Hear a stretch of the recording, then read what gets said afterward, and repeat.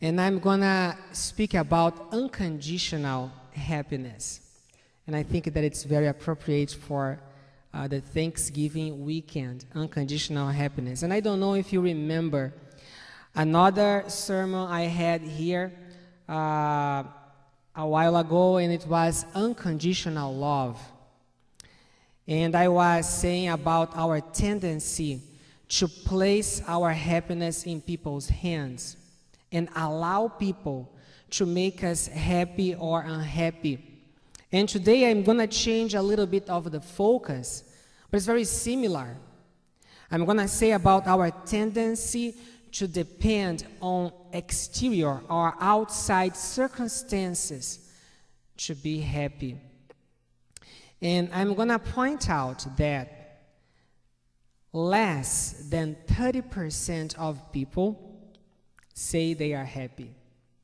Less than 30% of people. And in America, 25% of people say they have depression. 1/5 or 20% of people in America take medication for depression.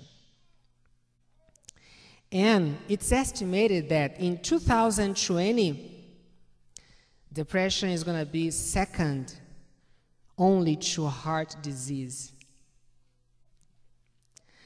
So you see that unhappiness is really a problem, and it's growing with the time.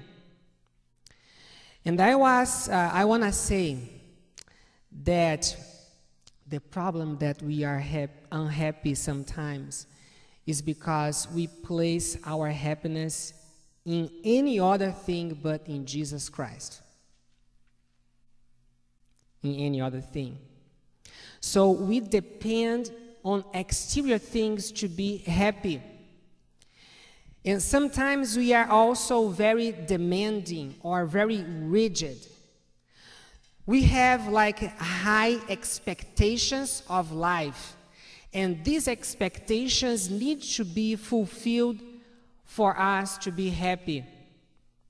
For example, I'm going to work, and my expectation is that the traffic is going to be clean, that no problem at all might happen while I'm going to my job.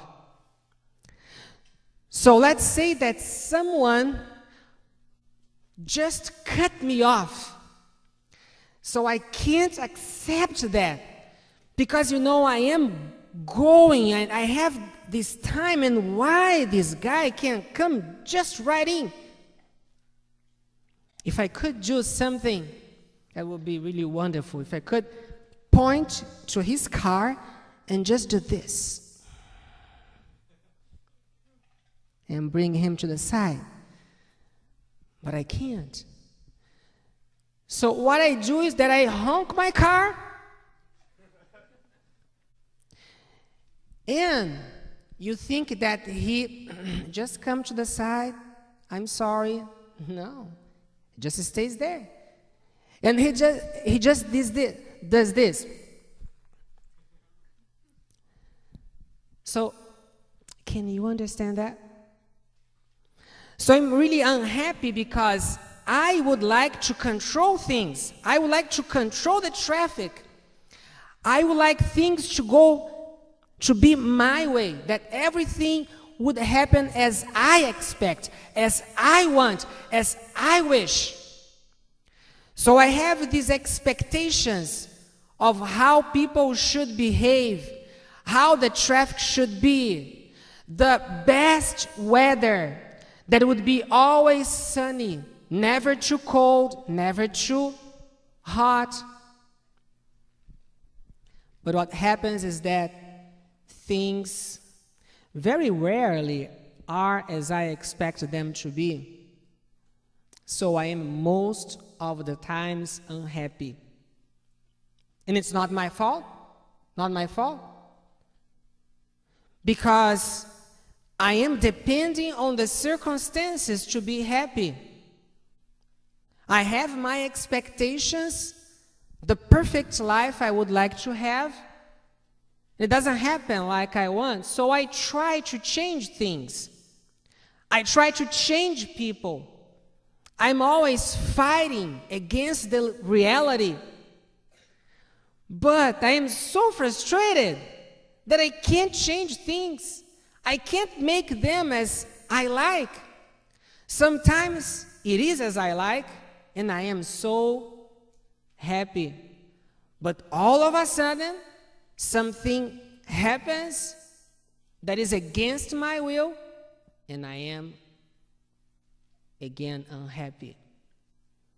So my things, you see, my friends, that we stay our whole life trying to change things, trying to make things as we would like them to be.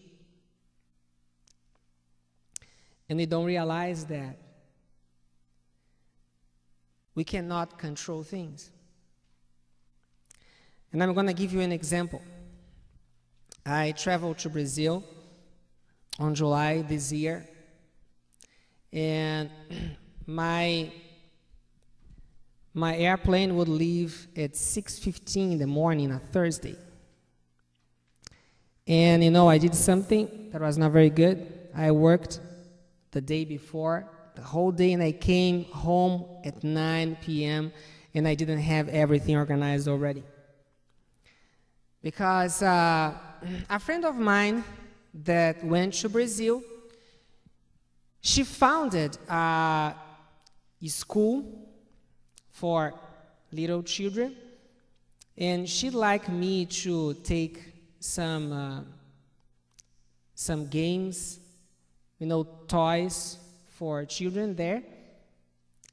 And I went to the home of another friend to take these toys, and I was thinking, well, that maybe something that I can fit in one of my bags.